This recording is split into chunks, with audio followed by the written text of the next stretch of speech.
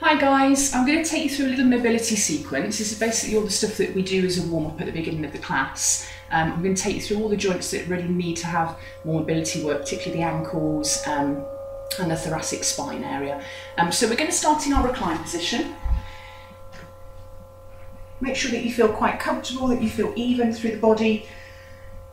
Let the head and the shoulders just relax. Drop your arms. And we'll start just by drawing one leg in towards us. So you're going to draw the knee to the chest. Just give the knee a little hug for a moment.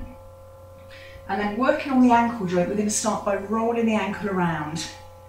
Nice, steady, slow movements to begin with, particularly if you're not used to doing this or if you have got fairly tight, rigid ankles. Just work into whatever range of movement you've got comfortably there. Don't force it. If you have got fairly loose, comfortable ankles, you're obviously going to make the movements a little bit bigger. But we're just going to keep changing the circles clockwise and anti-clockwise. If you feel or hear any clicking or popping, as long as it's not painful, then don't worry, it's perfectly normal when we start to do this kind of mobility work in the joints.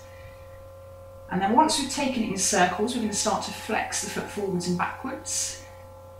Again, trying to get as big a range of movement as you comfortably can, particularly those ladies that wear high heels an awful lot. You'll find that you've probably got much better range of motion in one direction than the other. So we're just trying to balance the ankle out a little bit. Or you guys, if you wear flat shoes all the time. Okay, from here we're going to start to take it into a little bit of, just almost like you're waving the foot from side to side.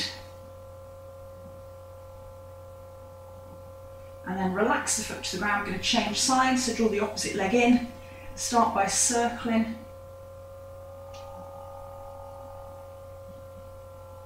Okay, keep changing direction. Comparing the two sides as well is quite useful. So you're just aware of whether you're starting to get any imbalances building up through the body, and being aware as well if you tend to sprain your ankles quite a lot, or if you've had ankle problems, or if you've ever broken an ankle, and just being aware of whether one side's a lot tense or a lot tighter than the other. And we're always trying to balance the body as much as we can. Okay, so take it forwards and back. And then just waving the foot from side to side.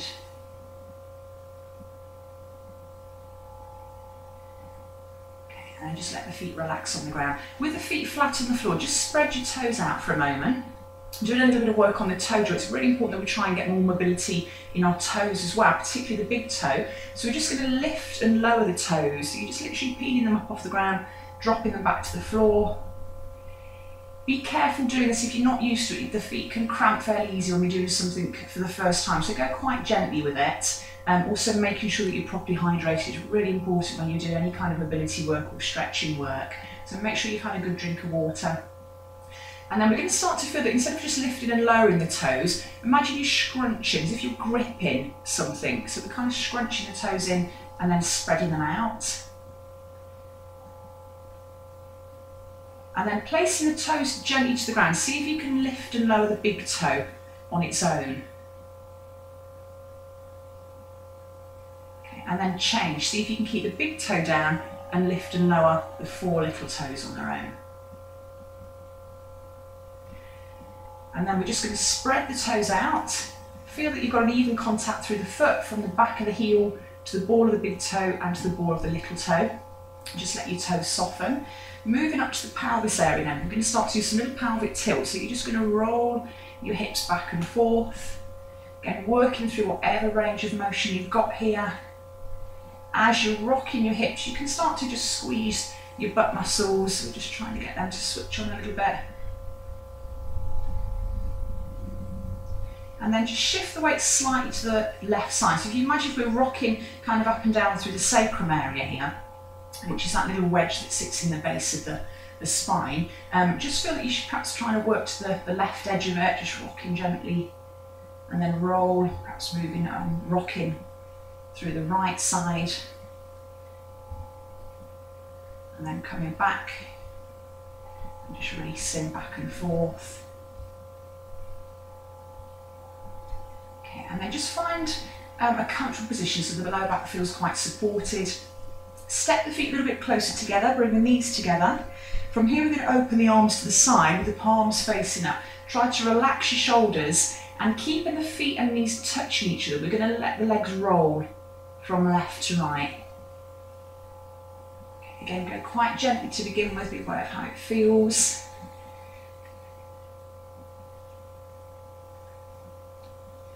Okay, it's a really nice stretch through all these lateral muscles down the side here as well. And you might even feel this through the chest.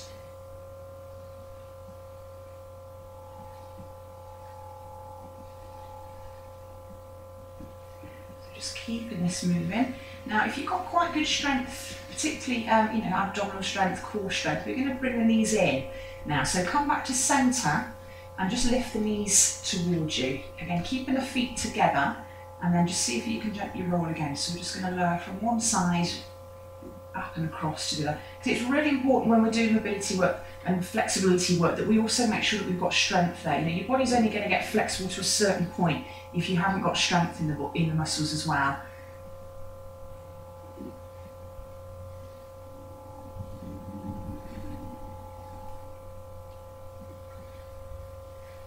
Now come back to centre, place the feet back to the floor.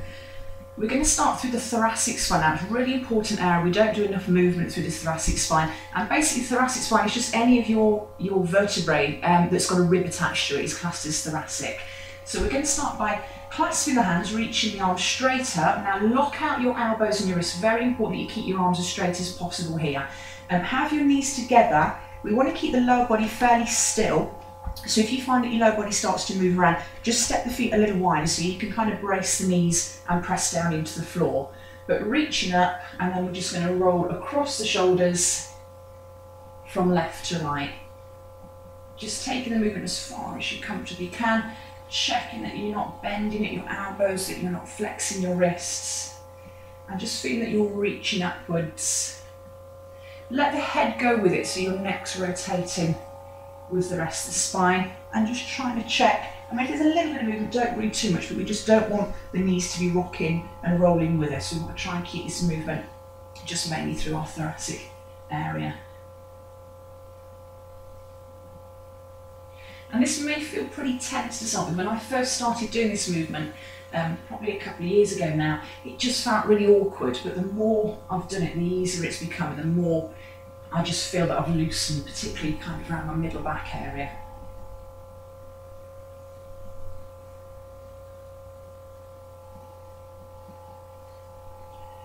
Okay, and then come back to centre.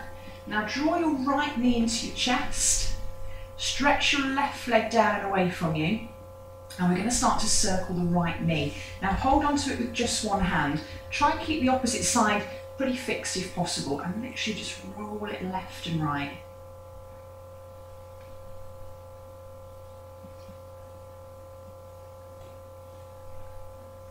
Okay, so we're circling it and then we're bringing it back around.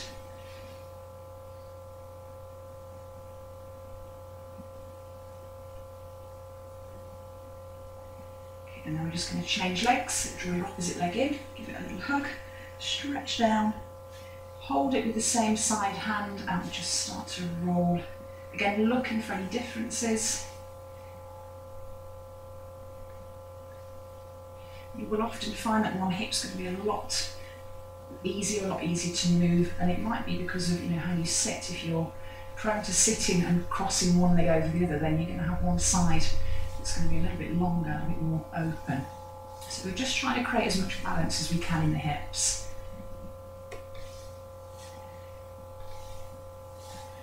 Okay, now bring the feet back in. Our last little exercise is just to try and work the hip joint, basically where the thigh bone sits into the ball and socket of the hip. So we're going to step the feet quite a wide step apart. So as you're looking down at your legs, it's like you've got a big letter M shape here. Now keeping the pelvis fairly steady, we're going to let one leg fall in and one leg fall out. So basically we're internally rotating into one side, we're trying to externally rotate into the other, and then we're just going to lift up and roll across. And this feels lovely, but it's one of these exercises where you might find there's a lot of clicking and popping going on when you first start to do it. Just make sure that the movement is coming from this ball and socket of the hip, that we're not twisting our ankle or our knee. We're just rolling over the foot, so we're keeping the movement up here as much as we can. And then just keep this rolling. You know, if you've got really good range here, you can add a little bit of resistance, so as you're coming over, you're perhaps pressing out and down to get a bigger range of movement. Nice stretch for the inner thigh as well.